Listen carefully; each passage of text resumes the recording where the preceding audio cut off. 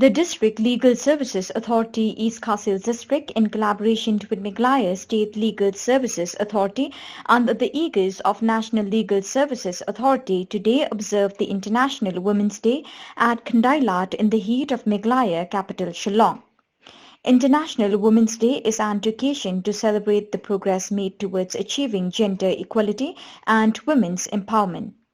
Speaking on the occasion, the Secretary of DLSA, Tafira Sotun, said that women should be given equal recognition with men. She also said today's program lays emphasis on the issue of violence against women.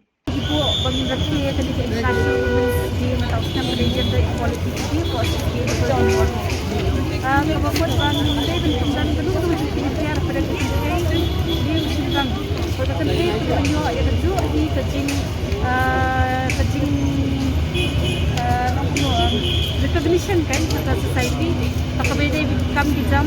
dia hati dulu dibentar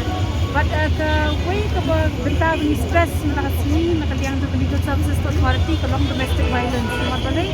abang difference from the gender equality syamba pun kita pakabay kalong dia kalong sem